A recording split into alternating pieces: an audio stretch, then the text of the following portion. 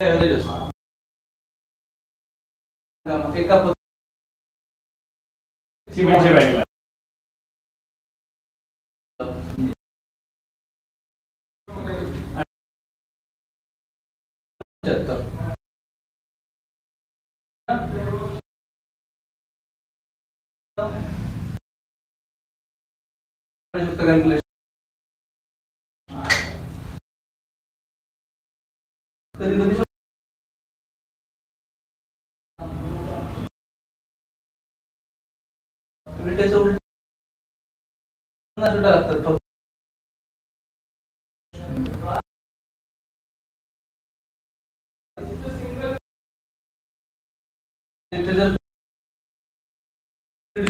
पाहिजे reverse calculation झालं, कारण फ्रॉम मध्ये एकतर मॉर्टर उतरतो फॉर्म मध्ये. दुसरी गोष्ट, विटेचं बांधकाम आपण 4 इंच करतो किंवा 9 इंच करतो. तिथे मी आकृतीकडे दाखवलेलं आहे माहितीये, जे हॉलो असतात ना विटेच्या बांधकामामध्ये, त्याच्यात मॉर्टर उतरतो पूर्ण. फ्लेमिश बॉन्ड मध्ये दाखवतो तुम्हाला, बघा तर विषय आला म्हणून सांगतो.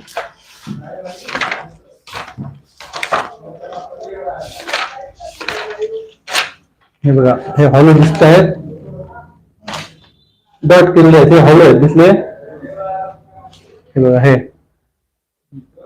हा हॉलो दिसला, हा हॉलो, हा हॉलो, हे हॉलो आहेत. ह्याच्यामध्ये मॉर्टर उतरतो पूर्ण. आलं लक्षात येते? तरी पण त्याला क्रॅक जातात, ते जातातच. म्हणून लोक विटेचं बांधकाम परवडत नाही म्हणतात ते त्याच्यासाठी. हो, त्यांच्याकडे पर्याय नाही म्हणून. हो, पर्याय नाही म्हणून. पण तेच जर त्यांना चिर आल्यावर झालं तर कोण विटेचं करणार नाही बांधकाम. आपल्याकडे कोणच नाही, दिसणारच नाही तुम्हाला. आता घाटावरती काय चिरे मिळतच नाही, परवडत नाही. पण आता त्याच्यासाठी आणि बेस्ट उपाय काढला C4X ब्लॉक. आता तुम्हाला कोण त्यांचं बांधकाम करतं? देवगडवरूनच जातात, वैभववाडी, देवगड. वैभववाडीतला खूप जातात. बेळगावचे माझ्या 1-2 मित्रांनी पण इकडे मला सांगा, चिरेच्या बांधकामाला 100 वर्ष काय होत नाही. पहिली गोष्ट 100 वर्ष. आणि जर व्यवस्थित प्लास्टर वगैरे केलं तर काहीच होत नाही. एकदाच करणार बांधकाम, परत परत कोण करणार आहे? कोण नाही. आणि गेले पैसे तर जाऊ दे म्हणतात, काय फरक पडतो? बरं, आता आपण आपल्या मुद्द्याकडे वळूया. प्लास्टरिंग. पहिली गोष्ट, प्लास्टरिंग का करतात हे कळलं. दुसरी गोष्ट, आता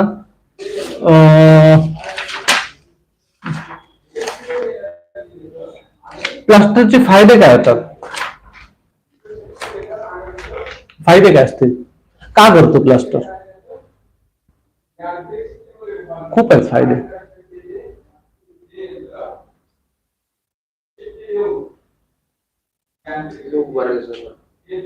लुक बरं दिसायला पाहिजे, ठीक आहे. आणि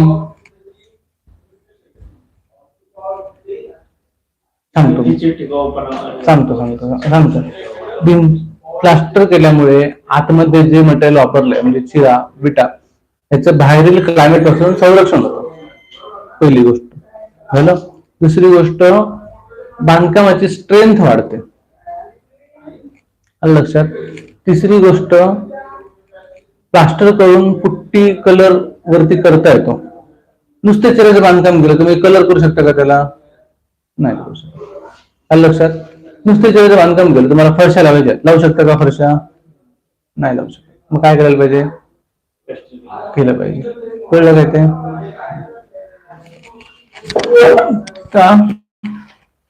आता आपण व्हिजिट करूया साईटवर. हा, फ्लोरिंग चालू आहे, टाईल लावतात बाहेर व्हरांड्याच्या. हो, बिल्डिंग झाली कम्प्लीट.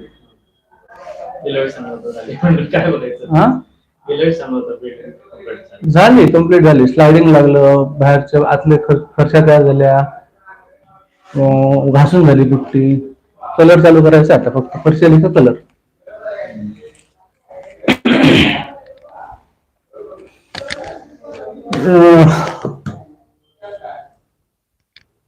हा, आता प्लास्टरचे बघा, मागच्या वेळी जसं सांगितलंय तसंच प्लास्टर हा एक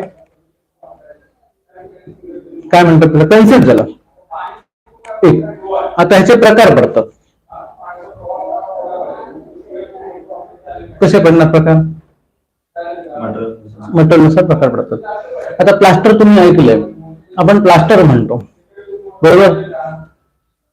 त्याच्यात मटेरियल कुठलं वापरतात माहितीये? एक सिमेंट झालं आणि माती,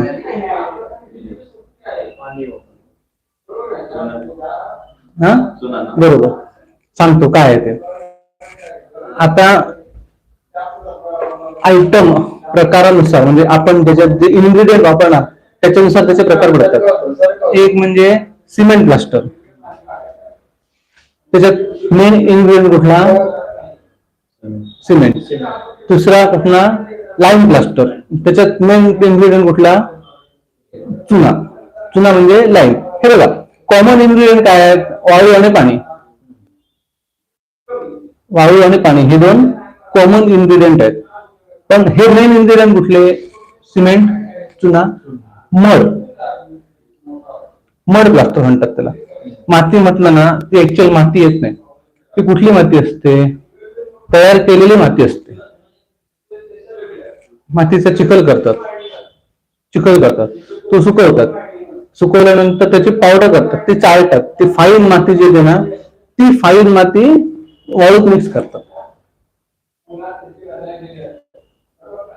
आपण काय करतो? सिमेंट डायरेक्ट घेऊन वाळूत मिक्स करतो बरोबर. त्याच्याऐवजी ही माती, सुखी माती असते ना, किंवा सुखी माती असते चांगली लाल कलरची सुखी माती असते, त्याची पावडर करतात आणि ती चाळतात. पावडर करतात म्हणजे नुसती अशी ह्याच्या खाली काय म्हणतात त्याला, दत्ताच्या खाली फिरवतात. म्हणजे आपण तेल करतो घाणा, त्याच्या खाली फिरून ती पावडर झाली की ते चाळतात आणि त्याच्यात वाळू मिक्स करतात. त्याची स्ट्रेंथ चांगली येते. ते झालं मड प्लास्टर. चिखल, मड म्हणजे चिखल. मड प्लास्टर, लाईम प्लास्टर आणि सिमेंट प्लास्टर हे कॅटेगरी प्रमाणे म्हणजे आपले इन्ग्रेडियंट प्रमाणे पडलेले प्रकार आहेत.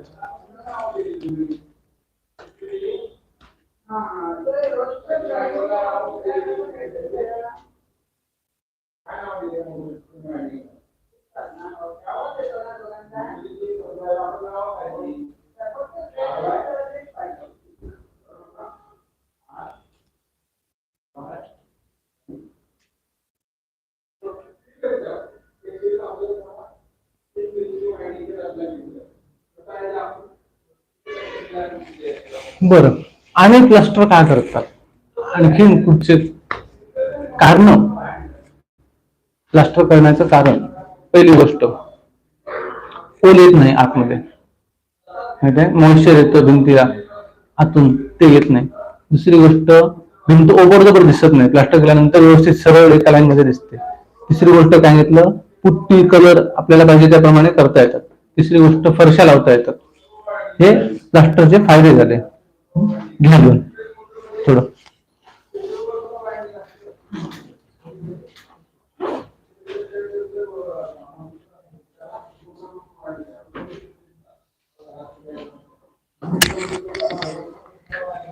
विटांच्या चिऱ्याच्या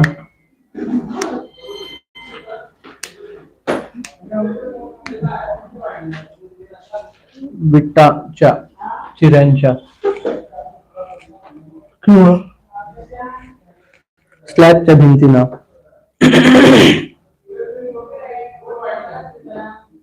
म्हणजे आरसीसी भिंतीनं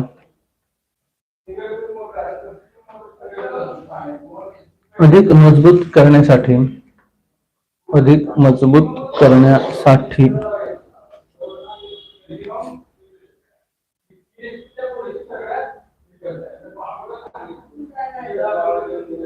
व सुबक व समतल दिसण्यासाठी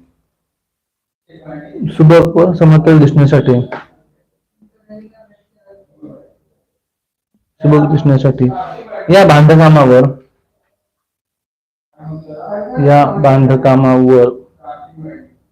मजबूत मिश्रणाचा थर लावण्यात येतो. बांधकामावर मजबूत मिश्रणाचा थर लावण्यात येतो.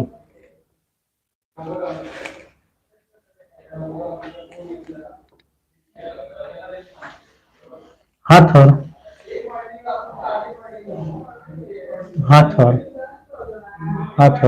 समतोल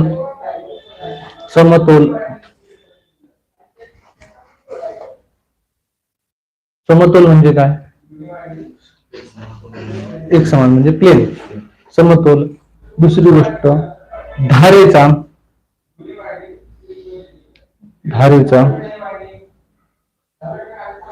व दिसण्यास आकर्षक असतो.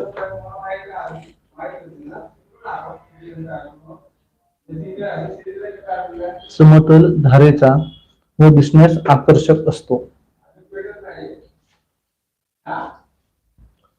तू काय लिहिलं सांग? Level and ages. आता मला सांगा धारेचा म्हणजे काय? समतोल धारेचा काय लिहून? समतल धारेचा व दिसण्यास. हा, तर मला सांगायचं समतल धारेचा मराठी शब्द दोन्ही कळलं काय? एक लेवल. हा, आणि धारेचा म्हणजे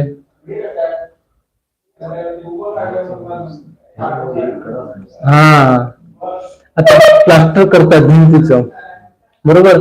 आता समोर बिल्डिंग आहे बघा, त्याचा एंट्रन्स दिसतोय, इथूनच दिसतोय.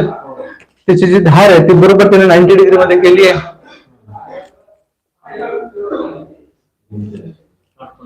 दिसतोय ना समोरचा? हा, पिलर नाही, तो एंट्रन्स आहे, भिंत आहे ती, भिंतीचा एंड आहे तो. आता मला सांगा की ते चिऱ्याची भिंत असेल, विटेची भिंत असेल, तर अशी धार पूर्ण येईल का वरपासून खालपर्यंत? कुठे दोबर असणार, एखादा चिरा मागे असणार, एखादा चिरा पुढे असणार, थोडा तरी असणार, काहीतरी फरक असणार. ते दिसायला बरं दिसतंय, हे बरं दिसतंय, दिसायला चांगलं दिसतंय. 90 डिग्री मध्ये धार आहे, पूर्ण उभीच्या उभी सरळ आहे, वाकडी दिसतंय का कुठे? हा, आता हे झालं चिऱ्याच्या बांधकामातलं प्लास्टर, बरोबर. आता तुम्ही जुन्या घरात जा, मातीची जी जुन्या काळातली घरं होती त्या घरात जात, त्याच्यात कोपरे असे दिसतात का सरळ एक लाईन मध्ये? आता हेच घ्या उदाहरण, वरती बघा किती आहेत.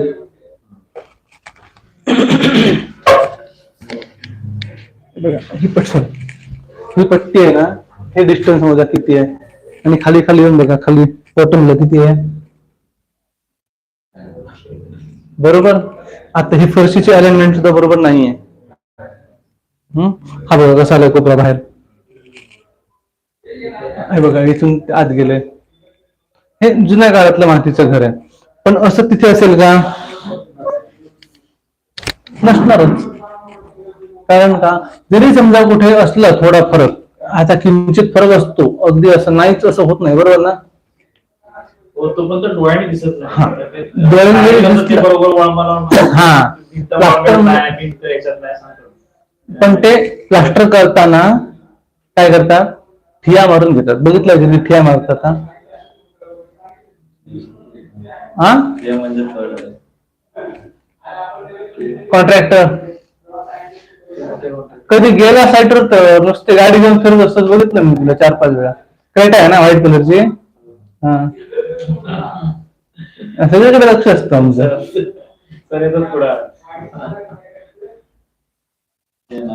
ठिया शब्द ऐकला नाही कधी? ठेकेदार प्लास्टरचं काम करतो ना, लॉक अँड की सकट करतो म्हणजे प्लास्टर करतो. कोण आहे प्लास्टरवाला? लेबर प्लास्टर करतो. कोण? खानापूरचे प्लास्टरला मानलेले आमच्याकडचे बंगाली बघा प्लास्टर कसले करतात. आता हे खानापूरवाले माल जास्त माल कडक करतात, आणि वेस्टेज पण खूप. आता आमच्या बिल्डिंगचे प्लास्टर केले ना, पूर्ण बंगाली आहेत, सगळे बंगाली आहेत. 70 माणसं आहेत बंगालची त्या ठेकेदाराकडे, फुलचंद म्हणून आहे तिकडे. प्लास्टर म्हणजे प्लास्टर. काय करतात? ठिया म्हणजे काय? हा, अरे हे तर बघायचं असतं मेन. तुम्हाला काय सांगणार आता इंजिनियर तुम्ही सगळे. ठिया शब्द ऐकलत नाही कधी? असं कसं होईल? मग कसली कामं करता तुम्ही? सेंट्रिंग वाल्याचा ठिया शब्द ऐकलाय कधी?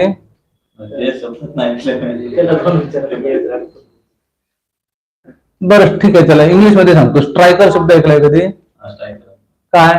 कॅरमचा. स्टार्टर नाही, स्ट्रायकर. कॅरम खेळलाय? तो माहिती आहे स्ट्रायकर. तोच शब्द हाय. नाही माहिती? कठीण आहे. भिंतीवरती डायरेक्ट प्लास्टर करताना बघितलंय कधी? काय करतात पहिलं? मोर्टर मारतात. त्याच्या आधी काय करतात? भिंतीची लेवल काढतात, ओळंबा लावून चेक करतात. बघितलं. सांगतो. आता एक भिंत असेल समजा. आता ही भिंत आहे, विटेचं बांधकाम केलेलं आहे, बरोबर? किंवा चिराचं बांधकाम केलेलं आहे. तुम्हाला आता प्लास्टर करायचं आहे. त्याच्यावरती डायरेक्ट प्लास्टर अप्लाय करायचा नाही. डायरेक्ट प्लास्टर करायचं नाही. भिंती, आता ही भिंत आहे समजा. हा झाला स्टार्ट पॉइंट, हा मिड पॉइंट आणि हा एंड पॉइंट. तिन्हीकडे ओळंबा लावून चेक करायची भिंत, बरोबर? तिन्हीकडे चेक केल्यानंतर तुम्हाला कुठे आउट आहे ते कळतं. असेल भिंत आउट तर. एक मिनिट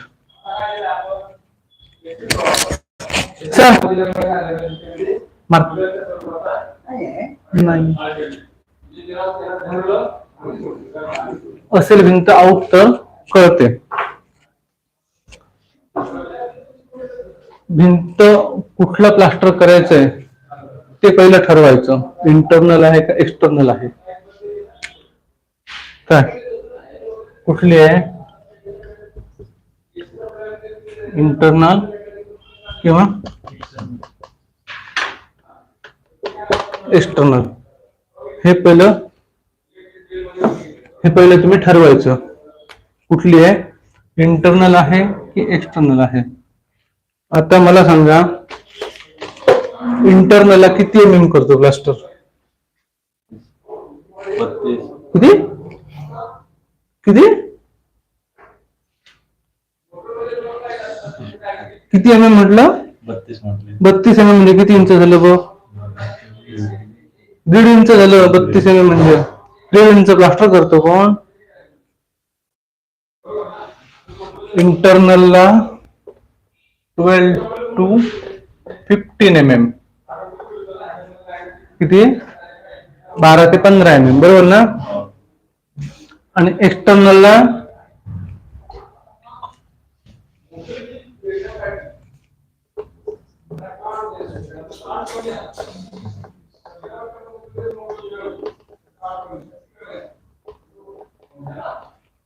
किती?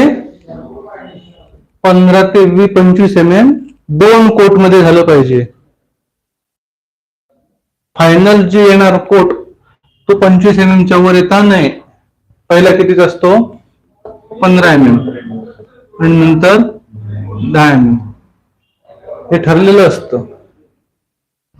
10 mm पेक्षा पण कमी असतो तो. 25 mm म्हणजे 1 इंच. 1 इंचाच्या वरती प्लास्टर चढवायचं नाही. त्याचं 2 कोट मध्ये. पहिला 12 ते 15 पहिला कोट. दुसरा कोट वॉटरप्रूफिंगचा असतो, तो खूप तर 5 ते 6 mm चढवतात, त्याच्यावरती चढवत नाही. म्हणजे सगळं प्लास्टर 20 ते 22 mm मध्ये होऊन जातं.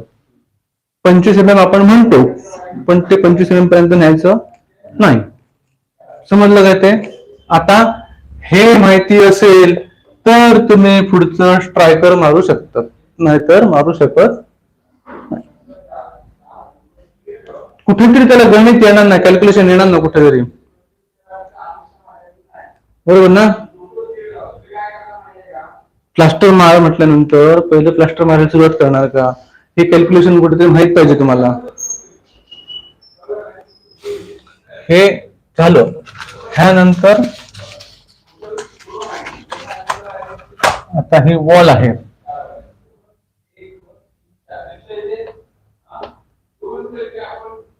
प्लास्टरची ही वॉल आहे, इंटरनल आहे समजा.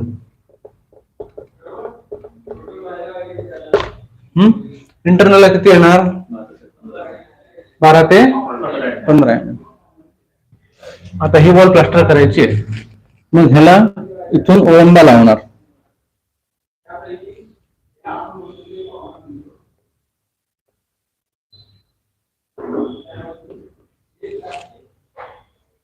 कळेपर्यंत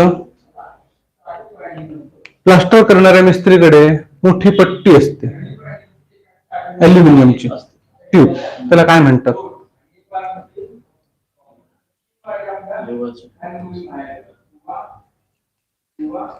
काय म्हणतात? ते ओळंबा भिंतीला डायरेक्ट वरती बघितलंय कधी, कसा लावतात ओळंबा? फिरतच नाही साईडवरती, लक्षात देत नाही साईडवरती. पहिली पट्टी लावतात आणि त्या पट्टी ओळंबा लावून चेक करतात. त्याला रेजापट्टी म्हणतात. ऐकलंय शब्द कधी, रेजापट्टी? सांगतो. ही भिंत आता काय सांगितलं, प्लास्टर तर 12 mm ते 15 mm. मग ते काय करतात, पहिलं 10 mm चा इथे असा मारून घेतात प्लास्टरचा तुकडा. इथे मारल्यानंतर इथे मारणार, इथे मारणार. टेप लावून चेक करतात थिकनेस 12 mm चा, 10 mm चा. तसंच इथे मारणार, इथे मारणार, इथे मारणार. एवढा प्लास्टरचा एवढा तुकडा मारून घेतात असा गोल चौकोनी. तसाच त्याच्या खाली सेम तसाच, किती mm, 12 mm. तुकडा मारून घेतला, खालचा मारला की त्याच्यावरती पट्टी लावतात आणि आतला थिकनेस बघतात किती येतो. भिंत बेंड असेल तर आत कळतो किती आहे. पट्टी सरळ असते, पट्टीवरती ओळंबा लावून चेक करतात आणि सांगतात इतना बेंड आहे, उतना बेंड आहे. ते बघून असतं, इथे सुद्धा सांगून तुम्हाला कळणार नाही, ते तिथे बघायला हवं प्लास्टर प्रत्यक्ष करताना.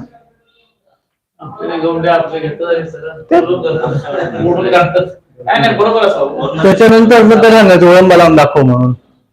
काय सांगायचं, रेजापट्टी लावून दाखव म्हणून. जमणारच नाही, दाखवणारच नाही तो. आणि मग आता काहीतरी काम करायचं ओळंगत नाही, तसंच असतं. आमची पद्धत काय असते, आता हा बघा, ही भिंत करायची ना प्लास्टर, ह्या कोपऱ्यात आम्ही एवढा तुकडा मारणार, 6 इंच बाय 6 इंचचा प्लास्टर मारणार ह्या कोपऱ्यात लास्ट. हे बघ, इथे मारणार आणि ह्याच्या खाली बरोबर इथे मारणार, 6 इंच बाय 6 इंच नवीन बांधकामावरती. आणि त्याला वरून खाली ओळंबा टाकायला सांगणार. वरचा ओळंबा आणि खालचा ओळंबा जर परफेक्ट आला तर तुमची भिंत परफेक्ट आहे. नाहीतर रेजापट्टी द्यायला सांगणार. रेजापट्टीनंतर अशी गॅप दिसली पाहिजे, अशी बरोबर 12 mm ची गॅप दिसते तिथून तिथपर्यंत, अशी पूर्ण बोटी फिरली पाहिजे आतमध्ये. तर मग त्याला तिथून तिथपर्यंत, तिथून तिथपर्यंत क्रॉस लाईन दोरी मारायची. हा स्ट्रायकर मारला ना ह्या कोपऱ्यात आणि ह्या कोपऱ्यात, मग अशी क्रॉस लाईन दोरी मारायची, अशी इथून इथे, इथून इथे अशी. ठीक आहे, क्रॉस लाईन दोरी मारली का इथे रेजापट्टी लावून हा चेक करायचा लंब मिळणार. पूर्ण मोठी भिंत असेल 1 2 3 4 5 6 असे 6 स्ट्रायकर मारायचे, अशी क्रॉस लाईन दोरी मारायचे आणि ह्याला पट्टी लावून चेक करायचं. परफेक्ट प्लास्टर येणार. कुठे तुम्हाला असं भिंती आधी तुम्ही गेलात की चेक करा साईडवरती, असं नुसतं माहिती ना, असं डोळा लावून बघितलं तरी कळतो प्लास्टर. कुठे मला एवढं बेंड दिसलं ते सांगायचं. करूया, विजिट करूया. ह्या सगळ्या गोष्टी तुम्हाला शिकवतो आता. प्लास्टरची एज, प्लास्टरची लाईन, जी अशी पहिली प्लास्टर केली आहे बघा आता येऊन. हे समजलं. हे जर कळलं तर पुढे प्लास्टर करणार, नाही तर काहीही उपयोग नाही. ठीक आहे, कशाला म्हणतात कळलं. 4 कोपऱ्यात 4 स्ट्रायकर मारून घ्यायचे, 4 6. भिंत मोठी असेल तर 6 येणार, 1 2 3 4 5 6. भिंत छोटी असेल, आता एवढी भिंत असेल तर याला 4 खूप झाले, 1 2 3 4. समजलं काय ते. चेक करायचं. चेक केल्यानंतर एक लक्षात ठेवा, आता प्लास्टर केल्यानंतर त्याच्यात बेंड मिळाला, तुम्ही काय करू शकता का, ऑप्शन काय आहे का त्याला? पुट्टीन किती भरणार? आमच्याकडे पुट्टी भरतच नाही. आमच्याकडे पुट्टी 2 mm किंवा 3 mm, 3 mm पुट्टी, त्याच्यावर आम्ही पुट्टी करतच नाही. प्लास्टरला एकदा बेंड आला की तो बेंड, त्याला काही करता येत नाही. पुट्टी 3 mm च्या वर आली की त्याला क्रॅक येतात, लक्षात ठेवायचं. समजलं? खूप तर 5 mm, 2 कोट करून घासून 3 mm होते ते, त्याच्यावर होत नाही. 3 mm च्या वरती आम्ही पुट्टी करत नाही. प्लास्टरच आम्ही प्लास्टर जर चुकी झालं ना, फोडून काढून परत करायला लावतो. फोडून काढून परत करायला लावतो प्लास्टर. का? आमच्याकडे ना मटेरियल बसतं त्याला. आता चालू आहे टचअपचं काम चालू आहे प्लास्टरचं साईट वरती. झालं व्हिजिटला किती वाजले? 7:30 झालेत ना. तर थोडं हे बघूया.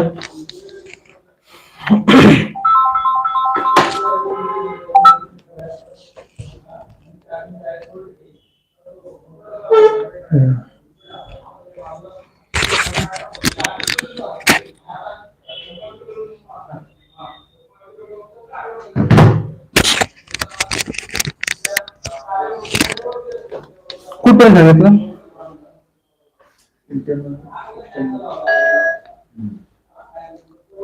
नाही हा, एज आणि समतल धार आकर्षक दिसते. त्यामुळे बांधकामातला समतल धार समतल आकर्षक दिसते, बरोबर. त्यामुळे पटापट लिहून घ्या. बांधकामातला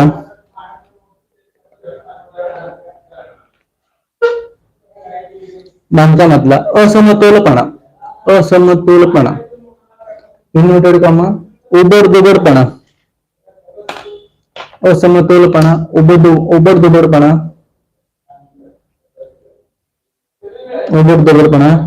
झाकला जातो.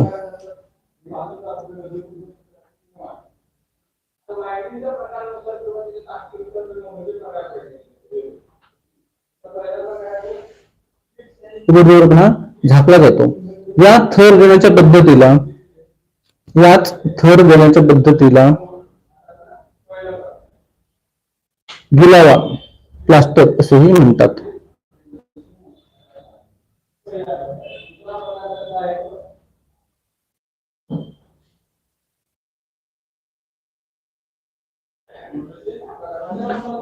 प्लास्टर असेही म्हणतात.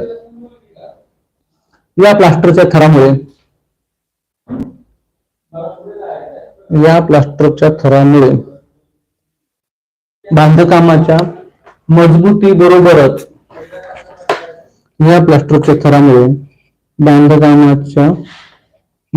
बरोबरच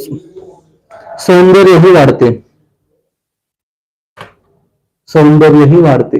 बांधकाम सुबक दिसते.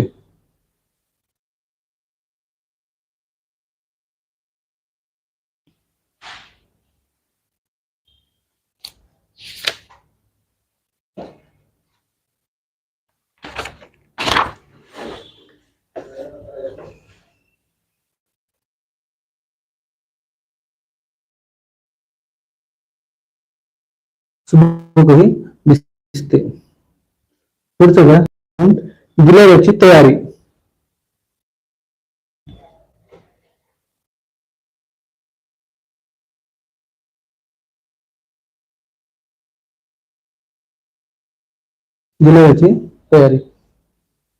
आता काय तयारी करणार?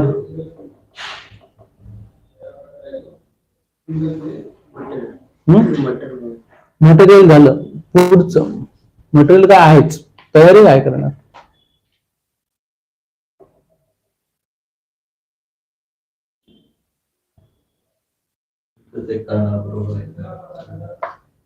भिंत चेक करणार, बरोबर आहे की नाही? ठीक आहे, चालेल.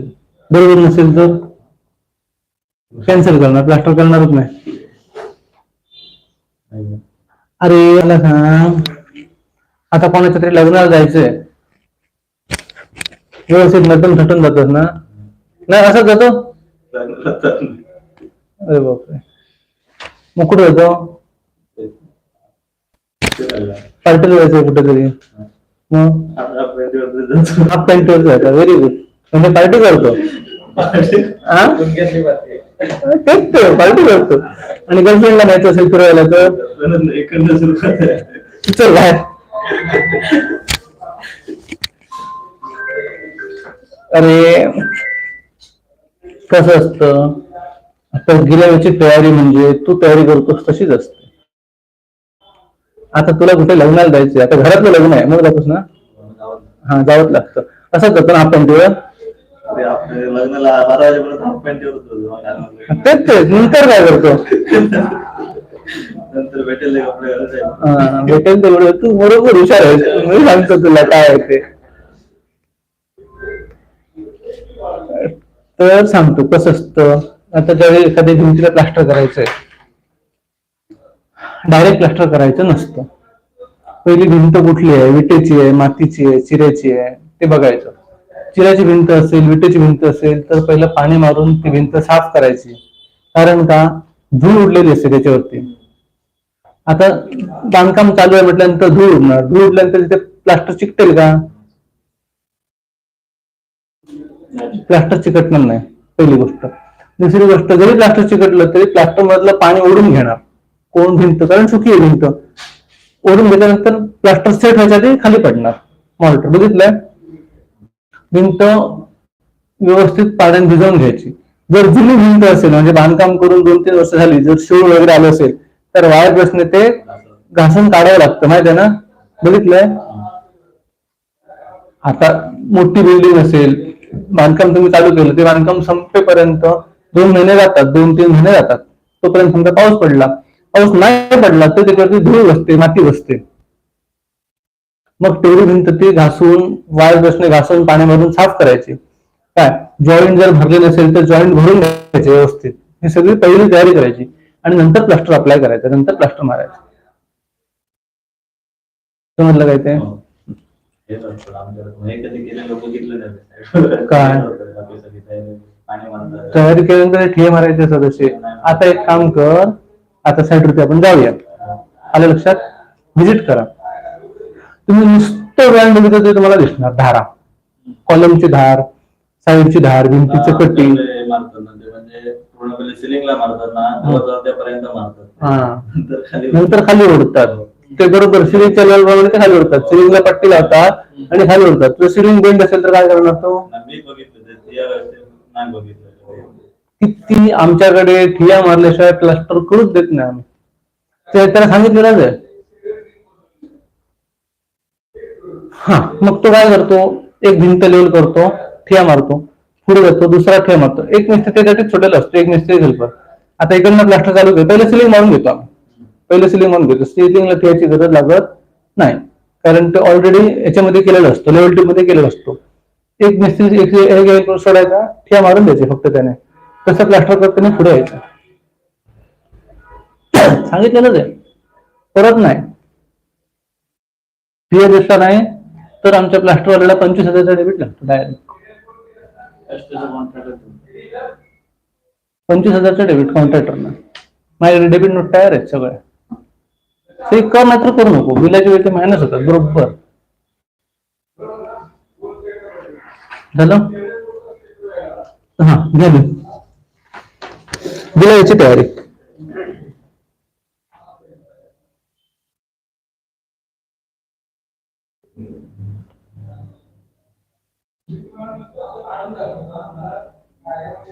ज्या पृष्ठभागावर गिलावा करायचा आहे, ज्या पृष्ठभागावर गिलावा करायचा आहे तो पृष्ठभाग प्रथम पाण्याने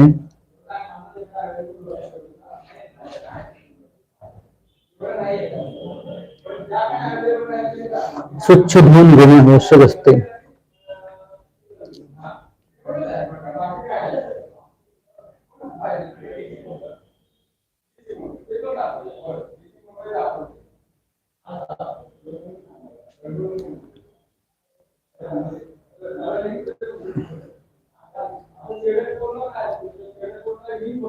काय म्हटलं? पाण्याने स्वच्छ धुवून घेणे आवश्यक असते.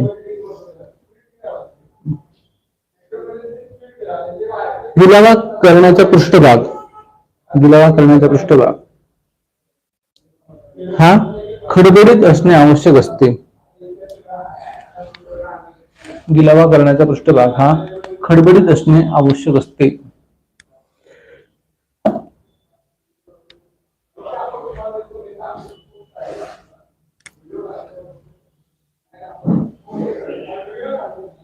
खडबडीत करणे आवश्यक असते. कारण गिलाव्याचे आवरण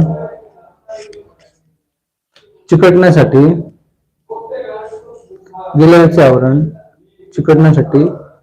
खडबडीत भागाची आवश्यकता असते.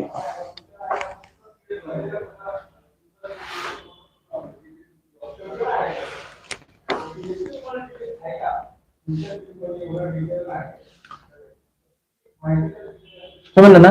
Rough surface. आता इकडे बघा, विटेचं बांधकाम असेल, चिराचं बांधकाम असेल, ऑलरेडी रफ असतं. बघितलं तुम्ही, बांधकाम केल्यानंतर त्याच्यावरची धारी ओढून ठेवतात. चिराचं बांधकाम केलं किंवा विटेचं बांधकाम केलं, जॉईंट असतं त्याच्यामध्ये थापी ओढून ठेवतात. बघितलंय कधी? का ते? ह्याच्यासाठीच, प्लास्टर चिकटावं व्यवस्थित म्हणून. बघितलं कधी? नाही बघितलं? बांधकाम केल्यानंतर जे थर असतात ना, त्याचा थर म्हणजे आता एक लेअर लागला विटेचा, दुसरा लेअर लागला, त्याच्यापेक्षा नुसते त्यापेक्षा आडवे ओढून ठेवतात, असं कट रफ करून ठेवतात. ते ह्याच्यासाठी, प्लास्टर चिकटण्यासाठी. पुढचं, पृष्ठभाग जर कॉन्क्रीटचा असेल,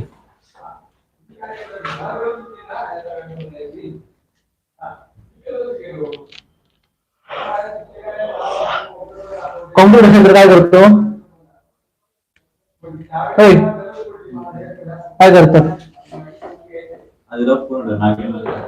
कॉन्क्रीटवर नागिन मारतं कोण? पिलर सांगा, पिलर नाही म्हणत त्याला, कॉलम म्हणतात. हा, बघितलंय कधी? कॉलम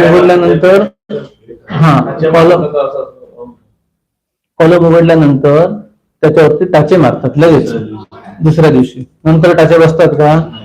हा, टाचे मारतात. त्याच्यावरती टाचे मारणं आवश्यकच असतं, कारण त्याच्यावरती नाहीतर प्लास्टर चिकटत नाही, बांधकाम चिकटत नाही. माहित आहे ना? बांधकामाला क्रॅक जातात मधून, बरोबर कॉलम आणि बांधकाम सुटत होत नाही. त्याला काय? कारण लोड आरसीसी वरती असतो सगळा, पण ते दिसायला घाण दिसतं, बांधकाम राहत नाही. पृष्ठभाग जर कॉन्क्रीटचा असेल तर त्यावर तो ओला असतानाच टाचे मारणे आवश्यक असते.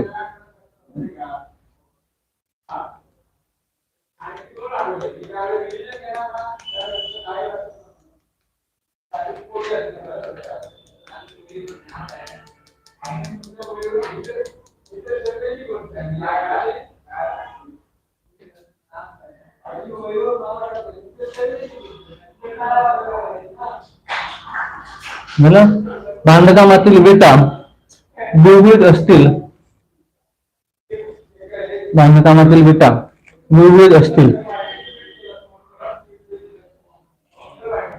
तरी त्यावर टाचे मारणे आवश्यक असते.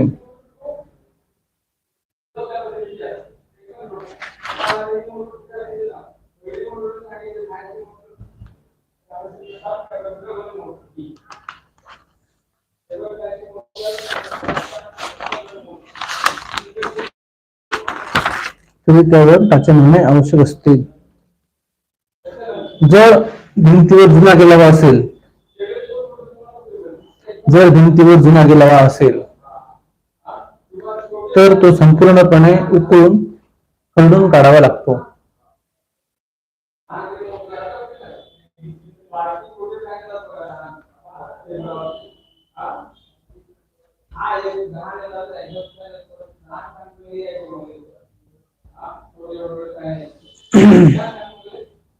समजलं का? जुनं प्लास्टर असेल तर रिमूव्ह करायला पाहिजे, त्यावर दुसरं चिकटत नाही. समजलं ना? जुनं प्लास्टर असेल तर पूर्ण फोडून काढतात, पूर्ण साफ करतात आणि मग नवीन मारतात. पुढे घ्या. आता खालच्या ह्याला घ्या.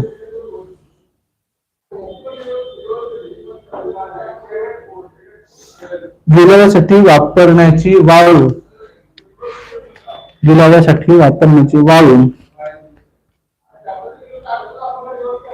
बारीक चाळणीतून चाळून घेतलेली असावी.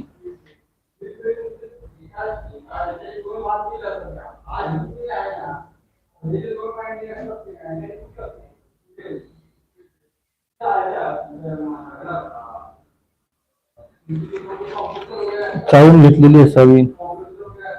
बघितलंय, वाळू चाळून घेतात प्लास्टरसाठी. कारण का, कचरा येताना वाळूत कुठला शिंपले असतात, दगड असतात, ते सगळे चाळणीतून बाजूला करतात आणि व्यवस्थित वाळू चाळून घेतात. वाळू प्लास्टर करताना एवढा जर दगड आला तरी तो सत होतो. प्लास्टर रफ येतं, सगळं गुळगुळीत येत नाही. जसं जसं ओढणार तसं तसं ते खडे येत राहणार. म्हणून कंपल्सरी चाळून घेतातच. म्हणजे कचरा आणि बारीक दगड शिंपले सगळं बाजूला होतं, बारीक बाजूला होतात. दुसरी गोष्ट, जाड वाळू गिलाव्याला चालत नाही.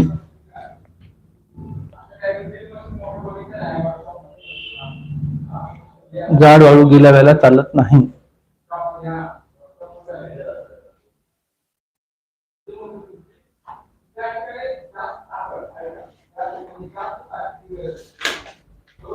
गिलाव्यासाठी जे पाणी वापराल, गिलाव्यासाठी हा महत्वाचा विषय, हा लिहून घ्या. गिलाव्यासाठी जे पाणी वापराल ते स्वच्छ व पिण्यायोग्य असावे.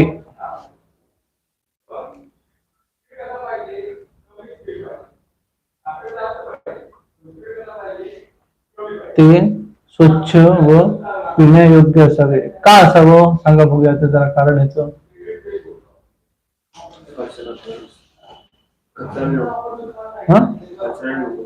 नाही नाही, पाण्यात कचरा नाही, ते नाही. स्वच्छ पिण्यायोग्य का असावं, त्याच्यामागे काहीतरी टेक्निकल कारण आहे, ते सांगायचं मला. बघूया कोण सांगतो. काय होतं,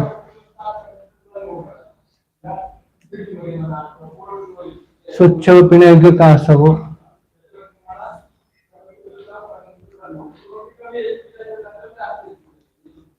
बऱ्याच ठिकाणी तुम्ही बघितलं असणार ते, पण तुमच्या लक्षात नाही येणार.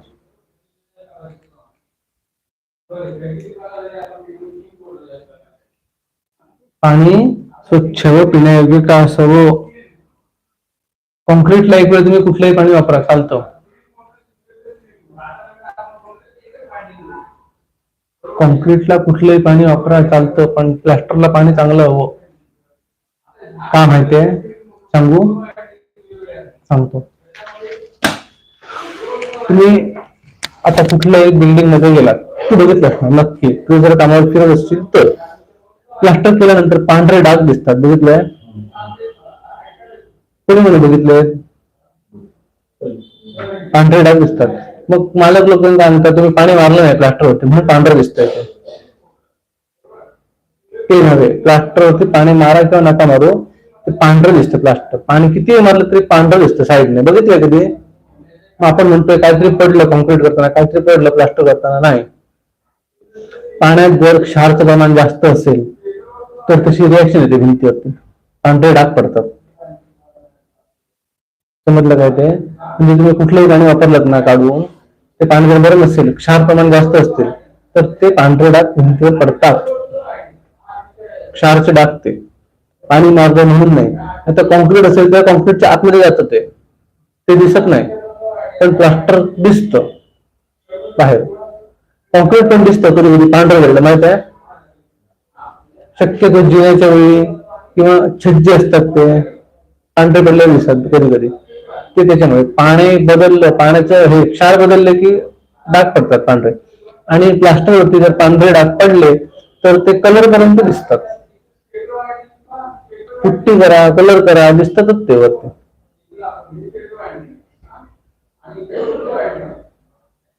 बघितलं नसेल तर मी दाखवतो तुम्हाला. आता जाऊया व्हिजिटला. समज येतपर्यंत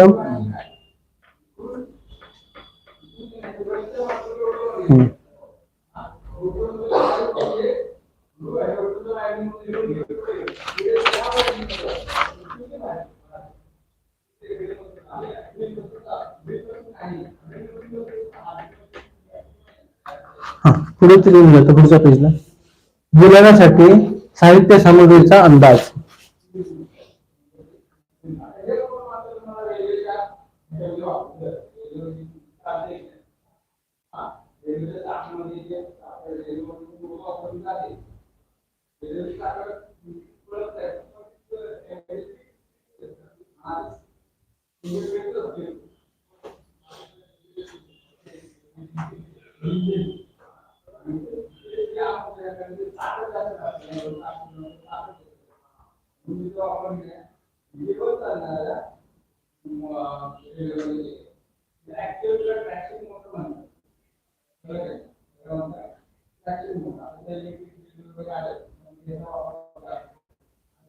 आता साहित्य सामग्रीचा अंदाज. आता हा जो पार्ट आहे हा पण महत्वाचा आहे. कसा सांगतो? आता हा जो पार्ट आहे हा आपला 50% पार्ट इस्टिमेटिंग कॉस्टिंग मधला आहे. आलं लक्षात काय ते? इथून तुमचं इस्टिमेटिंग कॉस्टिंग चालू होणार.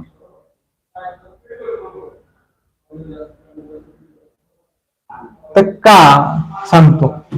आता तुम्ही प्लास्टर करणार म्हटल्यानंतर काय काय आलं सांगा. आता प्लास्टर म्हटल्यानंतर काय काय पाहिजे? मटेरियल काय काय पाहिजे? वाळू, सिमेंट झालं. हा, पहिला काय होतं? वाळू, सिमेंट, पाणी म्हणजे मटेरियल झालं. दुसरी गोष्ट आणि काय पाहिजे? ते झालं सगळं. तिसरी गोष्ट आणि काय पाहिजे? हा, मिस्त्री, हेल्पर. आता ह्याच्यामध्ये पार्ट करतात. परत सांगतो कसे ते. नुसते प्लास्टरवाले आले का त्याच्यात? नाही. कोण कोण आले मग?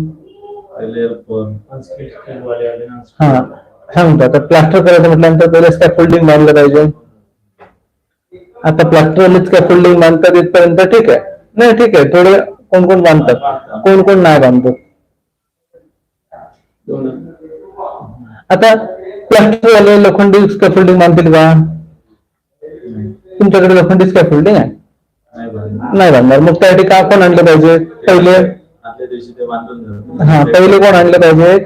म्हणजे प्लास्टर करायच्या आधी कोण आणलं पाहिजे? लोखंडी स्कॅफोल्डिंग वाले आणले पाहिजे. त्यांच्याकडनं स्कॅफोल्डिंग बांधून चेक करून घेतलं पाहिजे. मग दुसऱ्या दिवशी प्लास्टरवाले येणार. बरोबर? म्हणजे तुमच्या एस्टिमेट मध्ये कुठला पार्ट एक्स्ट्रा वाढला? स्कॅफोल्डिंग लेबर. त्याच्यात कोण आला? त्यांचा मिस्त्री आणि हेल्पर, स्कॅफोल्डिंग बांधणारा. बरोबर? ते झाल्यानंतर लगेच प्लास्टर होईल का?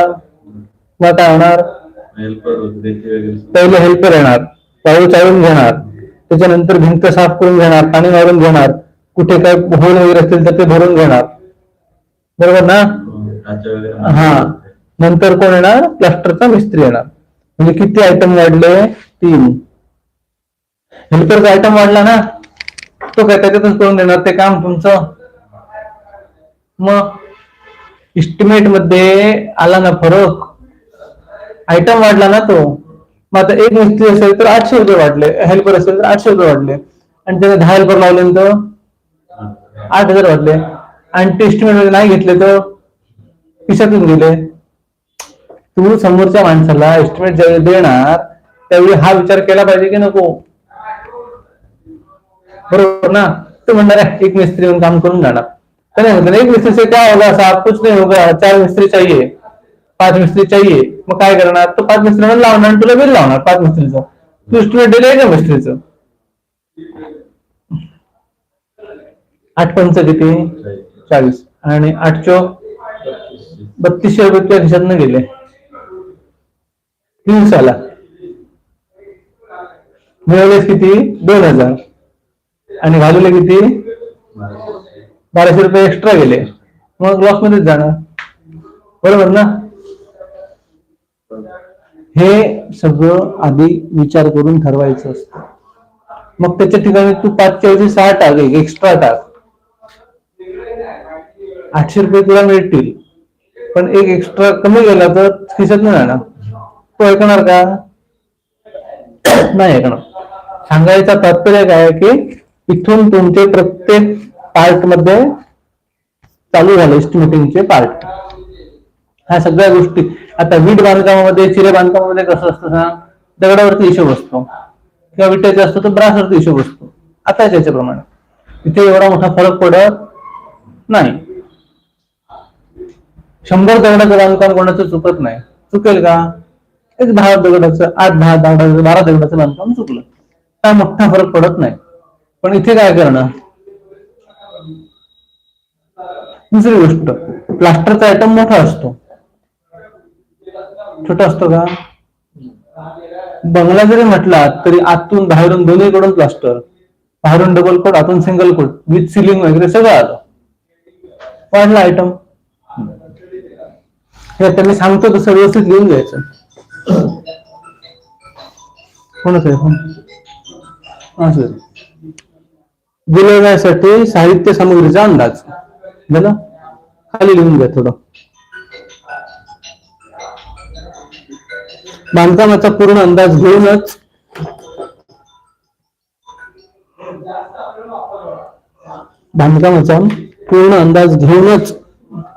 साहित्याची जुळवाजुळव केली जाते.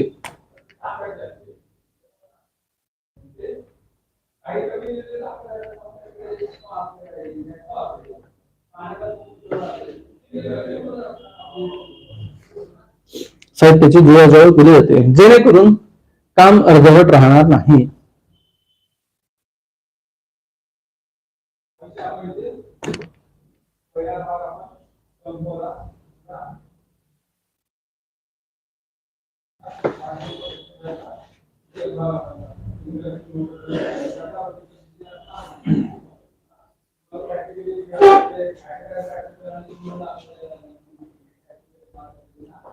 जेणेकरून बांधकाम अर्धवट राहणार नाही.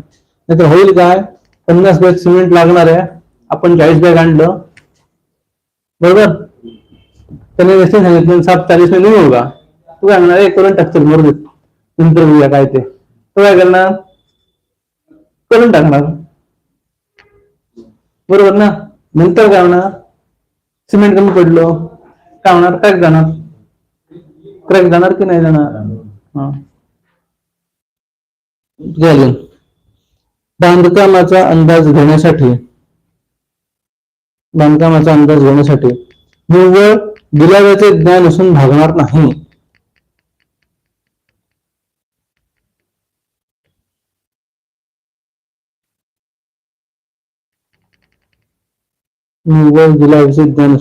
नाही. तर त्यासाठी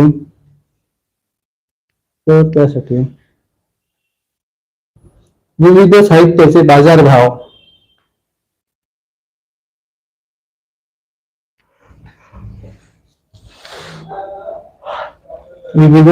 बाजारभाव कसे गोळा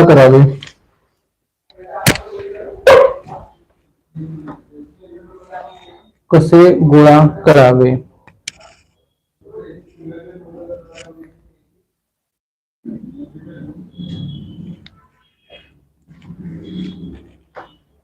बरोबर ना?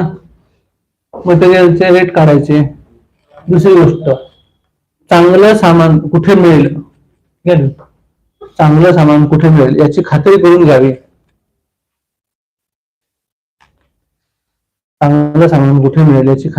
घ्यावी. जसे की उदाहरणार्थ वाळू.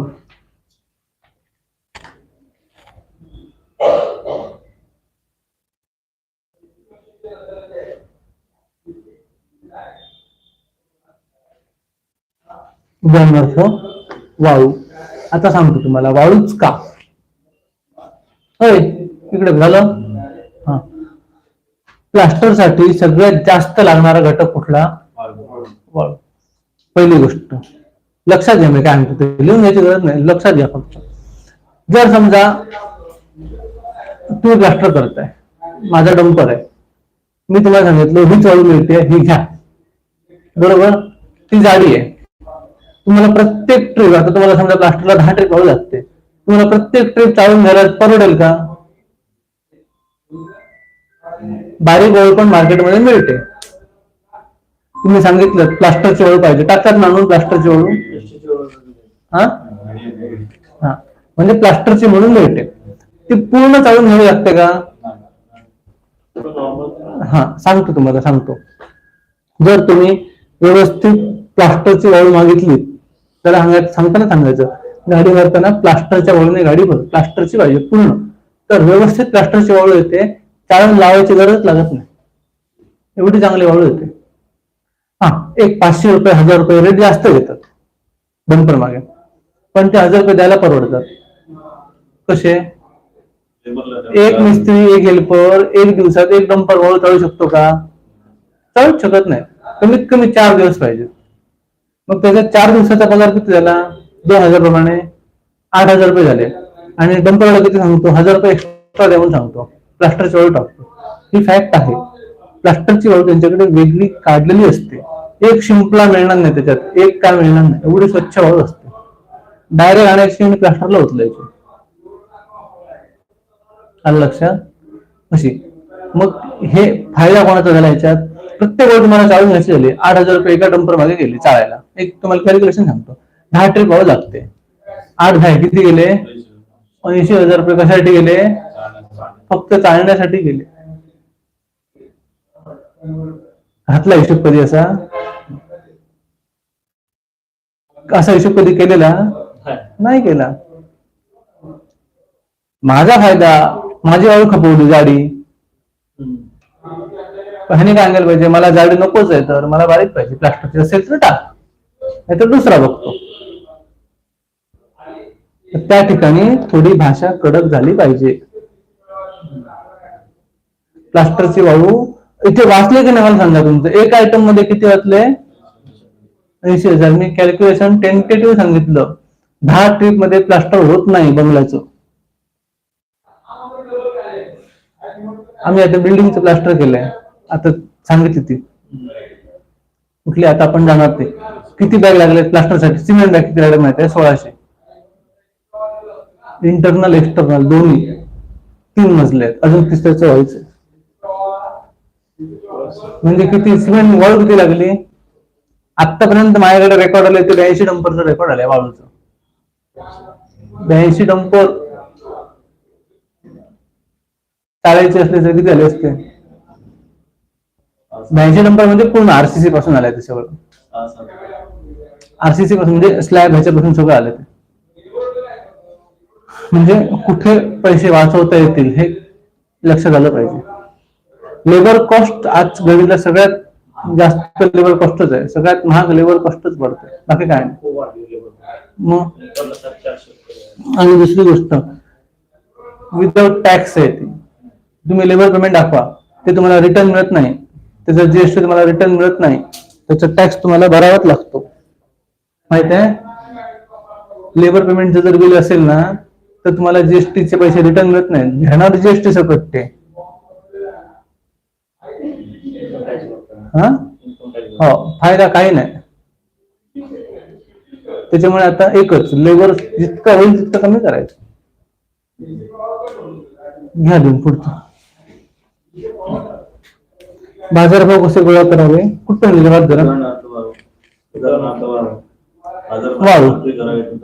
दुसरी गोष्ट, हा वाळू, कॉमालिया, सिमेंट.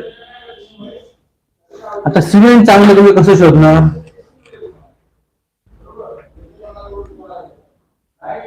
माहिती आहे?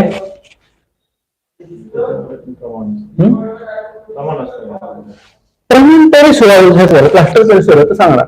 चांगलं सिमेंट, आता चांगलं सिमेंट पाहिजे तर ते कसं शोधणार? हा, सिमेंटची बॅग असते, त्याच्यावरती मॅन्युफॅक्चर डेट असते, बघितलं कधी? आता आपण कुठलीही वस्तू मार्केटमध्ये तुम्ही घेतली खाण्याची, फूड प्रोडक्ट म्हणजे पॅकेट मधले बिस्किट म्हणा, चिप्स म्हणा, वेफर्स म्हणा, किंवा आणि काय बर्फी, हे ते प्रत्येकावरती मॅन्युफॅक्चर डेट असते आणि त्याच्यापासून बिफोर अमुक मंथ असं लिहिलेलं असतं, म्हणजे बिफोर 6 मंथ किंवा 3 मंथ 12 मंथ असं त्या पॅकेटवर लिहिलेलं असतं. तशीच सिमेंटची पण एक्सपायरी डेट असते,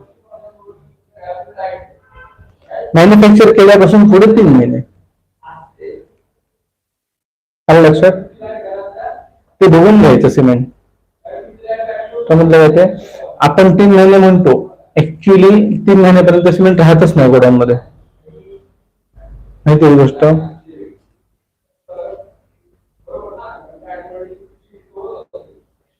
माहिती आहे? सिमेंट हा प्रकार असा आहे, 3 महिन्यापर्यंत त्याची व्हॅलिडिटी असते.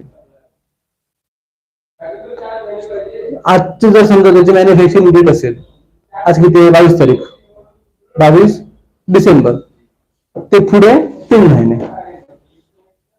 जानेवारी फेब्रुवारी मार्च, 22 मार्च पर्यंत त्याची डेट असते. 3 महिने असं सिमेंट घ्यायचं. समजलं? चला, आता वाळू पाणी बाकी तुम्हाला माहिती. आता खाली एक एक पॉईंट टाकून द्या, 1 नंबर टाकून द्या खाली. साहित्य सामग्रीचा अंदाज झाला. आता तुम्ही इस्टिमेट कसं करणार प्लास्टरचं, हे पॉइंट कोणी सांगणार नाही. एकूण तुम्हाला प्लास्टरचं इस्टिमेट करताना किती पॉइंट लक्षात घ्यायला पाहिजेत, तर तुम्ही इस्टिमेट करू शकता प्लास्टरच्या कामाचं. हे इथे आहे सगळं सांगतो. गिलावा घ्या लिहून. गिलावा करायच्या पृष्ठभागाचे एकूण क्षेत्रफळ. गिलावा करायच्या पृष्ठभागाचे एकूण क्षेत्रफळ.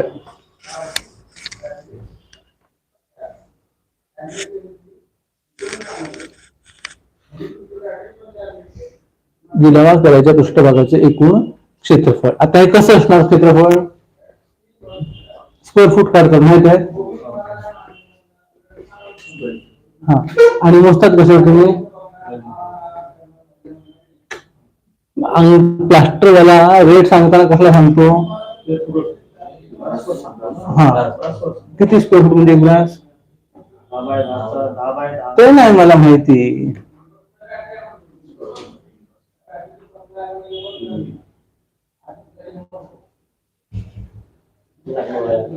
हा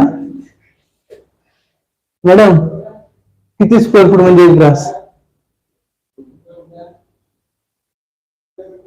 10 बाय 10 कोण सांगितलं? 1 ग्लास 10 बाय 10 म्हणजे तुम्ही 10 बाय 10चा 1 ग्लास त्याला काम द्या आणि तो सांगणार बघा आपले ग्लास किती झाले ते. वाढतात ना त्यांचे. हा, तुम्ही जे ब्रास काढणार त्याच्यापेक्षा त्याचा ग्लास कमी होईल का मला सांगा? होणार कमी? काय करतो तो? ते कडा वगैरे सगळं तो वेगळा एस्टिमेट लावतो कड्यांचे. तुम्ही सांगतो तुम्हाला. आता तू एक काम घेतलं समज, आता एका भिंतीचं ब्रास काढलं, बाबा हे अमुक ब्रास प्लास्टर आहे, मला अमुक ब्रास प्लास्टर मारून दे. तू ठरवलं बाबा हे 3 ब्रास प्लास्टर आहे, तर तो 3.5 ब्रास आहे म्हणून सांगणार. सांगितलं 4 आहे तर 4.5 आहे म्हणून सांगणार. माहित आहे? सांगितलं 5 आहे तर 6.5 आहे म्हणून सांगणार. सांगणार काय नाही सांगणार? तू 5 आहे म्हटल्यानंतर 4.5 आहे म्हणून सांगणार. कमी कोण देणार प्लास्टर तुला? वाढवून देतात. 500 ते 1000 पर्यंत वाढतं, म्हणजे 0.50 ते 1 वाढून सांगतात प्लास्टर. का? माहितच नाही, कधी बघितलंच नाही. तर बघितलंय कधी? तारीख चेक केलंय कधी? आमच्याकडे येणार नाही तर प्लास्टर वाढवायला अजिबात नाही येणार. आम्ही जे करून देणार तेवढं म्हणणार आणि घेणार. माहिती आहे का? नाही, बघितलंच नाही कोणी तर काय करणार. दाखवतो आता प्लास्टर गेल्यानंतर साईडवरती दाखवतो कसं मोजायचं ते. प्लास्टरवाले जेवढे पैसे मिळवतात ना लोकांना मॅड करून, तेवढे कोण नाही मिळवत. समजलं काय ते? आमच्याकडे पुढे ते खानापूरवाले सगळे आले, त्याची टीम आहे, एक किलो 10 माणसं आहे. तेव्हा पॅचचं तर पूर्ण घराचं कॉन्ट्रॅक्ट आहे. सांगतो 10 दिवसात पकडून आपलं. गिलावा करायच्या पृष्ठभागाचं एकूण क्षेत्रफळ दिला पहिला पॉईंट. त्याच्या खाली ए द्या. त्याचे 2 पॉईंट आहेत. ए बाह्य गिलाव्याचे क्षेत्रफळ, बाहेर गिलाव्याचे म्हणजे एक्सटर्नल प्लास्टरचे क्वांटिटी. बी लिहा. पहिला 1 पॉईंट दिला 1 नंबर, त्याचा ए म्हणजे त्याचे 2 पार्ट आहेत, ए आणि बी, इंटरनल आणि एक्सटर्नल. घ्या पहिलं बाह्य गिलाव्याचे क्षेत्रफळ, 2 अंतर्गत गिलाव्याचे क्षेत्रफळ म्हणजे इंटरनल प्लास्टर. आता 2 नंबर लिहा खाली त्याच्या. दुसरा मुद्दा, एकूण कामासाठी लागणारे कुशल व अकुशल कारागीर. एकूण कामासाठी लागणारे कुशल व अकुशल कारागीर.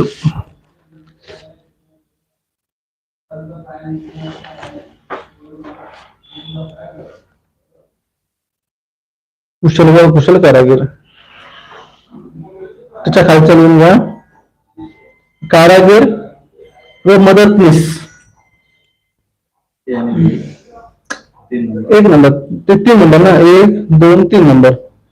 कारागीर व मदतनीस यांच्या मजुरीचे दर.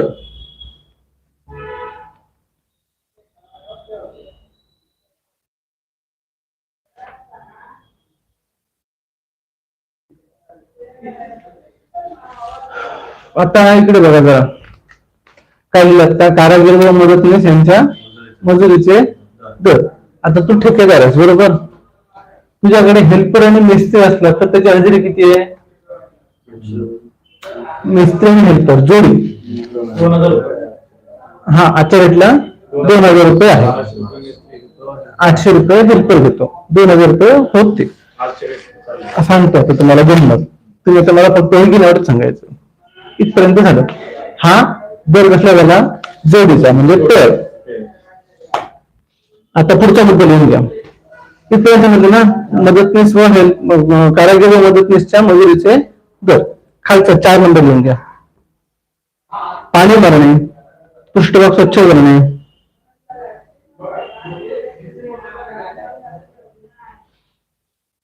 गिलावा तयार, वाळू चाळून घेणे,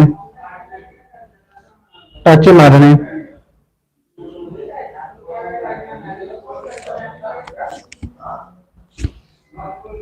टाचे मारणे इत्यादी सर्व कामांसाठी लागणारे अकुशल किंवा मजूर कारागीर.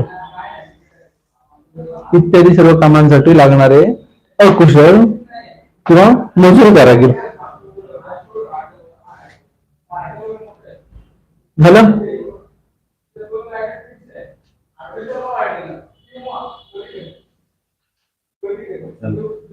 इथपर्यंत. आता त्याच्यावरचा पॉइंट काय आहे?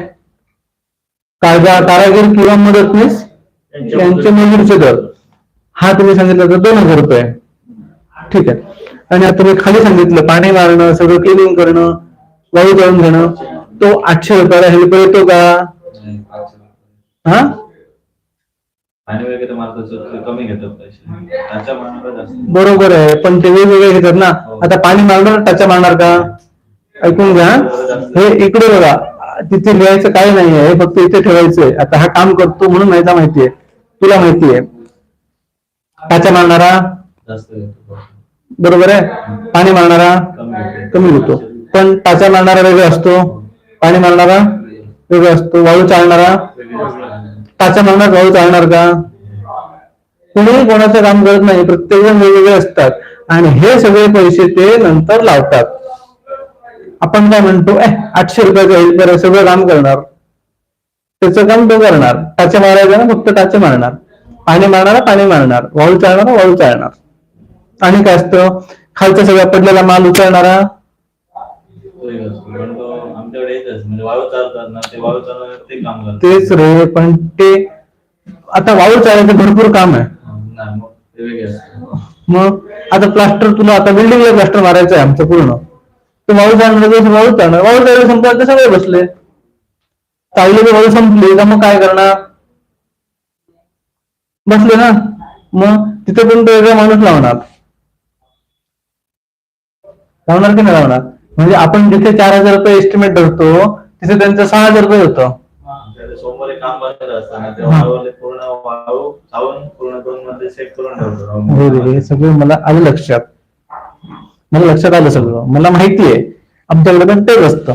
आमच्याकडे संध्याकाळी काम झालं की वाळू चाळतात, 4 वाजता काम संपवतात, मोटर संपलं की वाळू चाळायला घेतात, 2 तास वाळू चाळतात. पण आता मी कॉन्ट्रॅक्टर आहे, मी ठेकेदार आहे कुठला? प्लास्टरचा.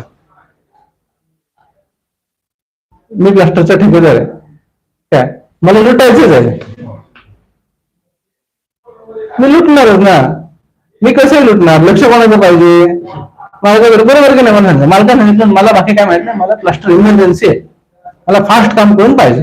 आणि प्रत्येक माणूस वेगळा, टाचे मारणार वेगळा, पाणी मारणार वेगळा, माल गोळा करणार वेगळा, वाळू चालणार वेगळा, सगळे माणूस वेगवेगळे आले, मग काम फास्ट होणार, प्रश्नच नाही. पण बिल वाढलं, इस्टिमेट वाढलं ना. आता तू म्हणतो पाणी मारणाऱ्याचा पगार कमी असतो, फक्त पाणी मारतो, वाळू चढवायला तर मदत करणार नाही. करणार का? वाळू चढवायचं काम करणार का तो? नाही करणार, कारण त्याचा पगार कमी आहे. तो म्हणणार माझ्या पगारात मी एवढंच करणार, इतने पैसे मी इतना ही होगा. त्याला सिमेंट चढवायला सांगितलं, सिमेंट चढवणार का तो? नाही चढवणार. फरक कळला काय पडतो तो. हे गोष्टी इस्टिमेट करून लक्षात घ्यायचे असतात. हे आता कळत नाही. ज्यावेळी आपण सगळे आयटम टोटल मारून बेरीज करून ज्यावेळी इस्टिमेट बनवतो आणि ज्यावेळी बिल घेतो त्यावेळी इस्टिमेट असतं आपलं एवढं मोठं आणि बिल हातात मिळतं एवढंच. घ्या बिल पुढचं.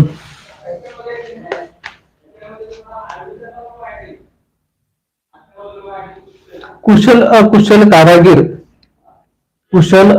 कारागीर कमीत कमी किमतीत मिळण्याचे ठिकाण.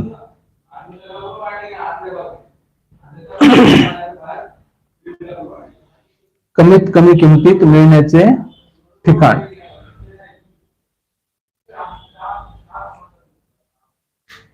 म्हणजे ठेकेदार. याच्यासाठी ठेकेदार शोधावा लागतो. ते अंगावर घेतात, परवडत नाही ते. ठेकेदाराचं कसं असतं, स्क्वेअर फूट प्रमाणे हिशोब असतो.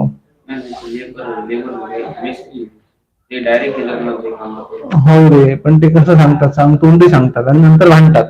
एवढ्याला परवडलं नाही. बघितलंय कधी? सांगताना तुला सांगणार 10,000 तू येतो, 12,000 पण येतो.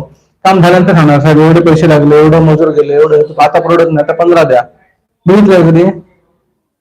त्याच्यामुळे अंगावर कधीच द्यायचं नाही. स्क्वेअर फूट काढ आणि स्क्वेअर फूटचा रेट सांग. दुसरं लिहून द्या.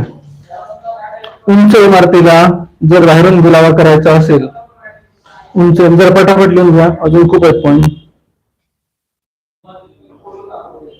उंच इमारतीला जर बाहेरून दिलावा करायचा असेल तर त्यासाठी लागणारे पहाड, शिडी, स्कॅफोल्डिंग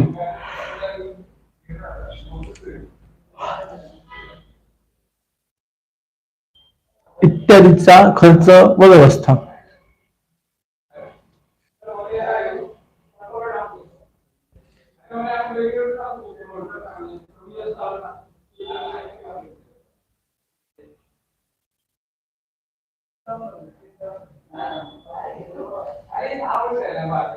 काय ना, हा मेन पॉइंट आहे, लक्षात ठेवा. सांगतो कसं ते एक्सप्लेन करतो. आता उंच इमारत असेल तर काय काय लागणार? स्कॅफोल्डिंग लागणार, पॅड लागणार, बरोबर. आता स्कॅफोल्डिंग प्रत्येकाकडे असतंच का? मग काय करतात? भाड्याने आणतो. म्हणजे त्याच्यात कुठल्या कुठल्या गोष्टी आल्या? पहिला ट्रान्सपोर्ट आला, त्याच्यानंतर स्कॅफोल्डिंगचं भाडं आलं, तिसरी गोष्ट काय आली? स्कॅफोल्डिंग बांधणारे. आता तू भाड्याचं स्कॅफोल्डिंग आलं, तुझे मिस्त्री बांधतील का? नाही बांधणार. बांधतील पण त्यांची हजेरी द्यायला पाहिजे. म्हणजे शेवटी तुला स्कॅफोल्डिंग बांधायला खर्च वेगळा आला, बरोबर. काम झाल्यानंतर स्कॅफोल्डिंग खोलण्याचा खर्च वेगळा आला. आता त्यांनी बांधलं म्हणून तेच खोलून देतात का? देतात, पैसे घेतात. माहिती आहे ही गोष्ट? माहिती आहे ही गोष्ट? नाही माहिती, मी सांगतो तुम्हाला काय असतं. बांधण्याचे पैसे, खोलण्याचे पैसे वेगवेगळे घेतात. म्हणजे तुमचा किती खर्च वाढला? मटेरियलचं रेंट, ट्रान्सपोर्ट, बांधायचा खर्च, खोलण्याचा खर्च आणि परत ते मटेरियल नेऊन पोहोचवण्याचा खर्च. म्हणजे किती आयटम आले याच्यात? 5 आयटम आले. आले की नाही आले? हे सगळं एस्टिमेट मध्ये यायला पाहिजे की नको? नंतर खिशात नाही घालायला पाहिजे. एस्टिमेट मध्ये जर तुम्ही घेतलं नाही तर खिशात नाही घालायला पाहिजे. नाहीतर जिथपर्यंत हात पोहोचते तिथपर्यंत प्लास्टर मारायचं आणि वरचं सोडून द्यायचं. असं करणार का? असं करणार का? नाही. मग काय करणार? आणून हे करून हे पॅड बांधून प्लास्टर कम्प्लीट करावं लागणार. तुम्ही समजा पॅडचा आयटम घ्यायला विसरलात एस्टिमेट मध्ये, किंवा लक्षातच नाही आलं तुमच्या, मग काय करणार? तुम्ही नंतर त्या फाळकाला सांगणार आहे, म्हणजे पॅडचे पैसे भरणार, त्याला पैसे दे म्हणून सांगणार.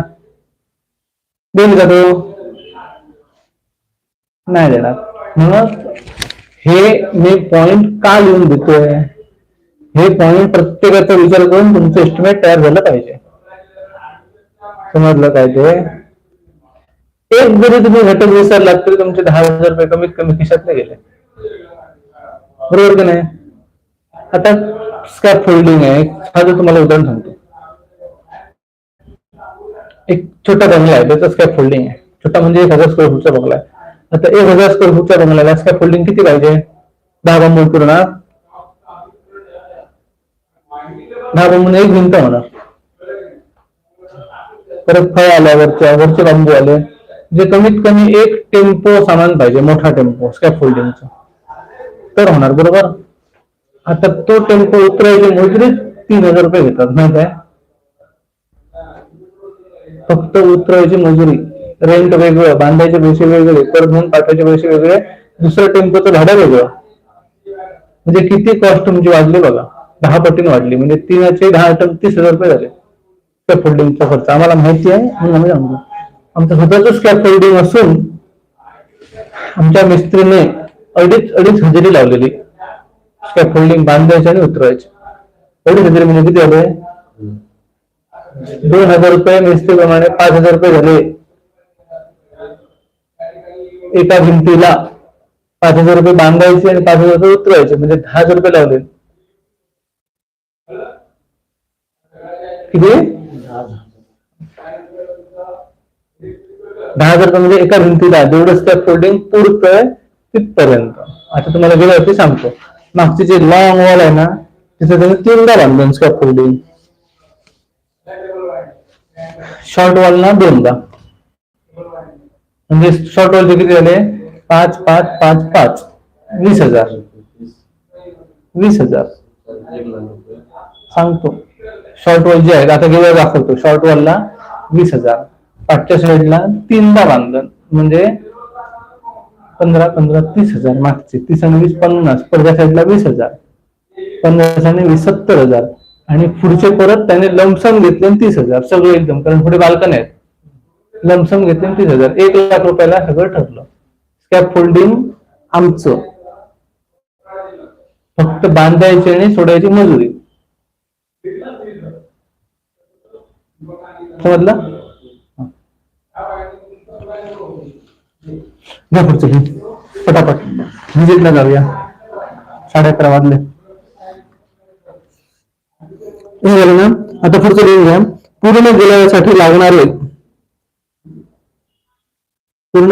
लागणारे सिमेंट व वाळू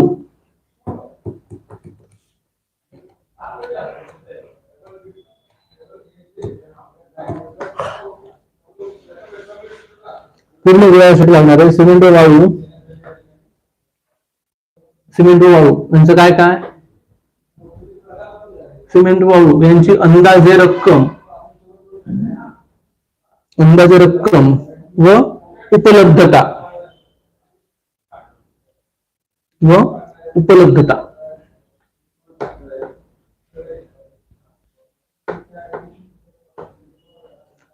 अंदाजे रक्कम व उपलब्धता. आता तुम्हाला सांगतो.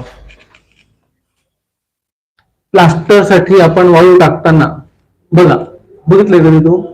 एक जर आपल्याला चांगली वाळू मिळाली तर आपण ह्याच्यातलीच कंटिन्यू टाकून सांगतो. बरोबर? प्लास्टर साठी किती लागणार बाबा? अंदाजे मला 10 डंपर लागणार. मग त्याला सांगतो ही गोळी ह्याच्यातली 10 ट्रिप मला टाक लगेच. बरोबर? ती समजा वाळू थोडी चेंज झाली तर काय होतं? प्लास्टर मध्ये फरक होतो. बघितलंय? प्लास्टर रफ होतं किंवा मध्ये चांगले ट्रिप आले तर आणि प्लास्टर चांगलं होतं. बघितलंय कधी? एक तुम्हाला चांगला स्टार्टर मिळाला वाळूचा, एक चांगल्या प्रकारची चांगल्या दर्जाची वाळू मिळाली. तुम्ही त्याला सांगितलं ह्याच्यातल्या मला 10 ट्रिप टाक किंवा ह्याच्यातल्या मला 12 ट्रिप टाक. त्याने 5-6 ट्रिप त्यातल्या टाकल्या, ती वाळू संपली की मग तो चेंज करतो, जी मिळेल ती म्हणून आणतो. बरोबर? मग ती वाळू थोडी रफ आली किंवा थोडी जाड आली तर काय होतं? प्लास्टर मध्ये फरक पडतो. बघितलंय कधी? थोडं रफ दिसतं प्लास्टर आणि मग तो कंटिन्यू पुढे घालतो. मग परत ते बारीक मिळेल ते घेऊन येतो, मग ते परत फाईन येतं.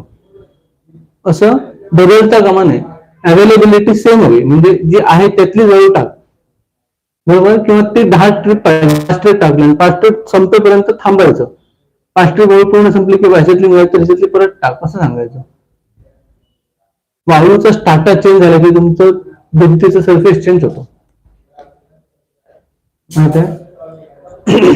होतो कधी ते बारीक लक्ष ठेवून बघ साईटवर. कॉन्क्रीट साठी जाड वाळू चांगली, ती कुठलीही चालते, हा स्लॅब साठी वगैरे. पण प्लास्टर साठी वाळू बदलली की प्लास्टर बदलतो, फरक पडतो.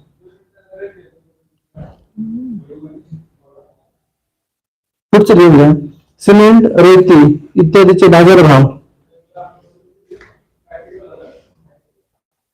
बाजारभाव व बांधकामाच्या जागेपर्यंत येण्यासाठी येणारा खर्च. बाजारभाव व बांधकामाच्या जागेपर्यंत येण्यासाठी येणारा खर्च.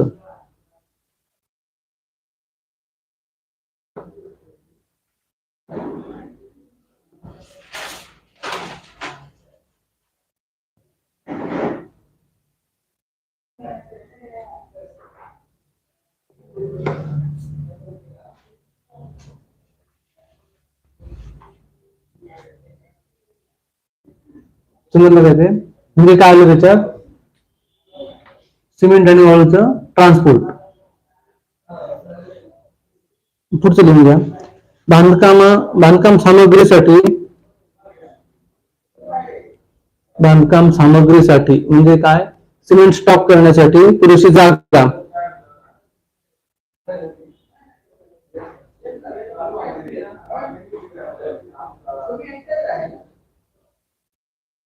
आता पूर्ण बंगल्याचं प्लास्टर करायचंय, 2-2 पोत्याने प्लास्टर करणार का तुम्ही? एका वेळी टाकणार 100 पोते डायरेक्ट?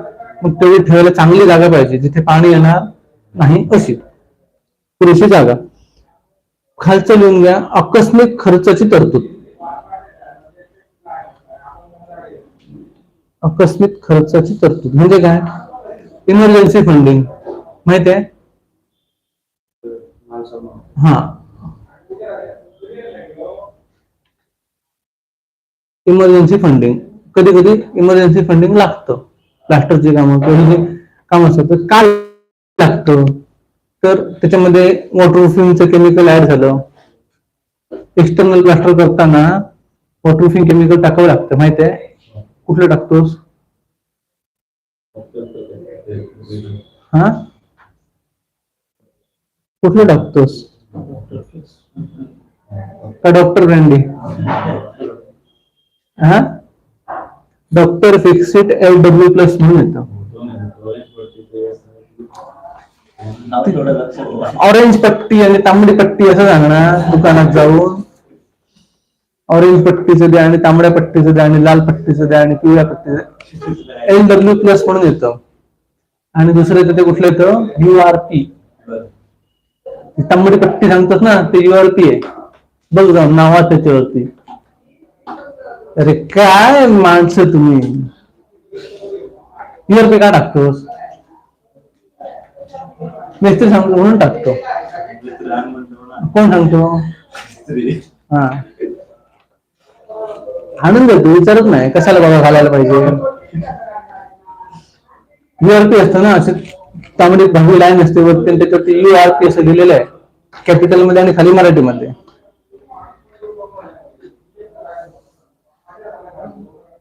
त्याचं फुल फॉर्म तरी सांग. URP बघितलंय कधी तो? तुला नाही माहिती, सोडून दे. हा, तू फक्त आणून द्यायचं काम करणार. तो अँटी रेजिस्टंट प्रोडक्ट आहे, म्हणजे आतमध्ये जे स्टील आहे शक्यतो RCC लाच मारतात, माहित आहे ना? स्लॅबच्या वेळी, छज्जाच्या वेळी ते मारतात. भिंतीला मारतात का ते? नाही मारत. त्याच्यामध्ये अँटी रेजिस्टंट प्रोडक्ट आहे, म्हणजे आतले जे स्टील आहे त्याला ते करोजन पासून बाजूला ठेवतं. URP जो प्रोडक्ट आहे ना, खरंच चांगला प्रोडक्ट आहे. आतल्या सळीला ते गंज येत नाही. जरा बघा रे, डोळे उघडून. आणून दिलं म्हणजे माझं काम झालं असं नसतं. कमी सांग काय नाही, मला माहिती आहे.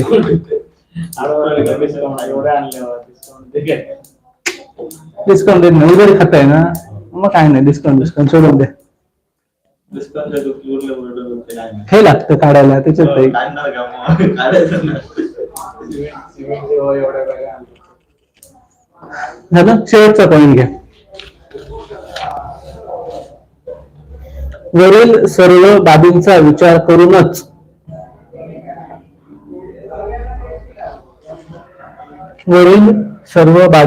विचार करूनच किंवा वरील सर्व बाबींचा विचार करूनच कामाची अंदाजे रक्कम काढणे आवश्यक असते.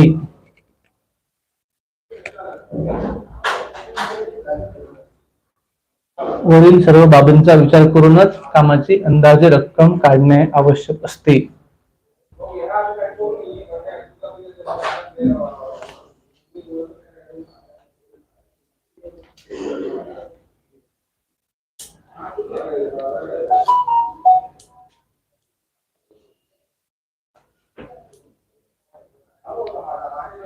समजलं काय ते?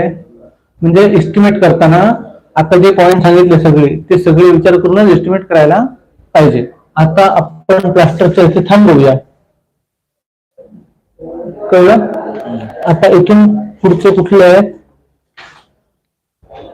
पद्धती आणि दक्षता. प्लास्टर करायच्या पद्धती वेगवेगळ्या आहेत, एकच नाहीये.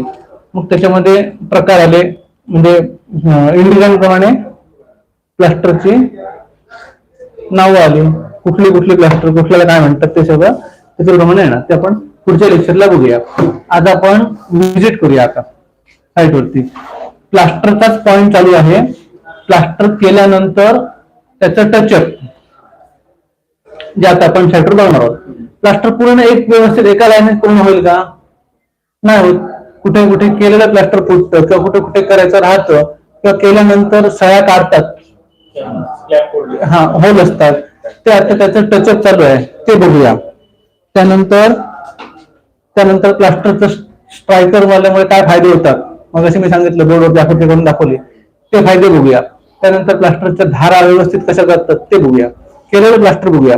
त्याच्यानंतर फ्लोरिंगचा आयटम चालू आहे आता, ते बघूया. हो, ठीक आहे. चला, तुमचा अटेंडन्स पेपर सांगतो. थांबा एक मिनिट, उठा नका.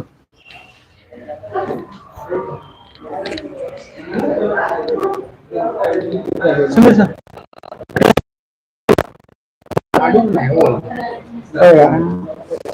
सही घ्या ना, म्हणलं नंतर लावा तुम्ही.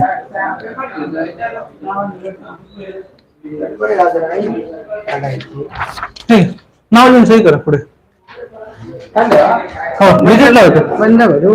हो, विजिट.